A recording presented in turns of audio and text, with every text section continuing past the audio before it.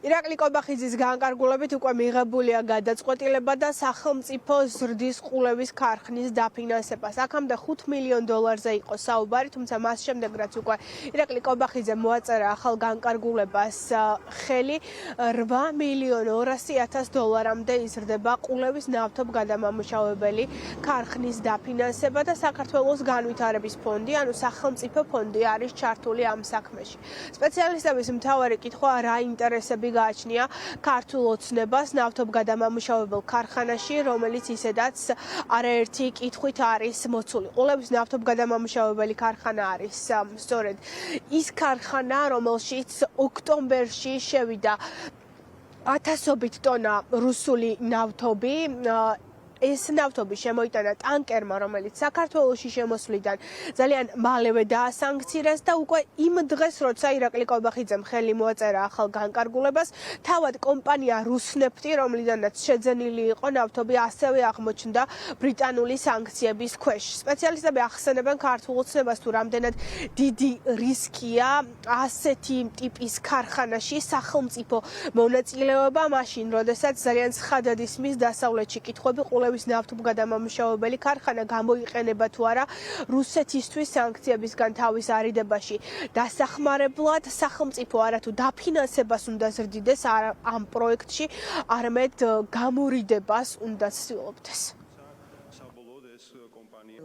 ნათელია ჯერჯერობით, რომ ის ძირითადად რუსულ ნავთობს მოემსახურება, ვნახეთ იქ რუსნეფტისგან შესული ნავთობი, რომელიც შემდგომ დიდი ბრიტანეთის მიერ დასანქცირდა, ანუ ნებისმიერი ეკონომიკური კავშირი, რომელსაც ჩვენ ახლა ვაბამთ რუსეთთან, არის სარისკო და ქართული ეკონომიკისთვის და ქართული ბაზრისთვის დამაზიანებელი და რეპუტაციის შემლახველი. საინტერესოა რა ტიპის ინვესტორებს გვთავაზობს სახელმწიფო, ინვესტორებს, რომელიც აღმოჩნდა, რომ საბოლოო ჯამში მოდიან და კვლავ სახელმწიფო ფინანსების გამოყენებით აპირებენ საკუთარი პროექტების დიდწილად განხორციელებას. თუ კონკრეტულ პროექტს ავიღებთ და ავიღებთ ჩვენ ხელისუფლების კოლაბორანტულ დამოკიდებულებას რუსეთთან, მაშინ ათელია, რომ მათი ასეთი დაინტერესება და ჩართულობა ამ პროექტის განხორციელებაში მათ შორის შესაძლებელია უკავშირდებოდეს რუსეთის ინტერესს, გამოიყენოს ეს კონკრეტული ქარხანა შემდგომ საკუთარი ინტერესებისთვის. მაშინ, როდესაც სახელმწიფოს არანაირი წილი არ აქვს და არანაირი წილში არ არის სახელმწიფო, რომ იქ ტერმინალში მოგების შემდეგ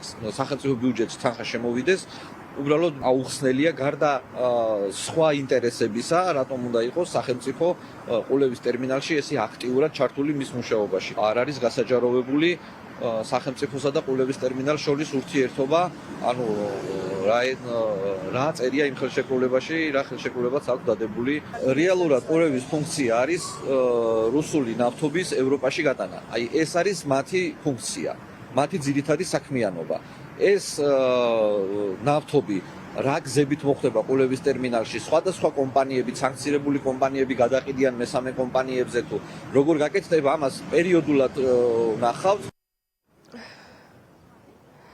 ირაკლი კობახიძემ განკარგულებას ხელი მოაწერა, ეს განკარგულება სამჯაროა, თუმცა კომერციული საიდუმლოა ყველა სხვა დოკუმენტი, მათ შორის განმარტებითი ბარათი, რომელიც წარდგენილი იყო ამ განკარგულების გამოსაცემად, შესაბამისად ბუნდოვანია ყველა დეტალი ამ საკითხთან დაკავშირებით. ყულევის ნავთობგადამამუშავებელი ქარხანა თუ რა ტიპის რისკებს შეიცავს, ამაზე დიდი ხანია რაც საუბრობენ კვლევითი ორგანიზაციები, მით უმეტეს იმ ფონზე, როდესაც ნავთობგადამამუშავებელი ქარხნის მმართველ კომპანიასთან დაკავშირებულები არიან ქართველი, თუმცა ძირითადად რუსეთში მომუშავე ბიზნესმენები და ასევე კავშირები იკვეთება რუსული დაზვერვის წარმომადგენლებთანაც.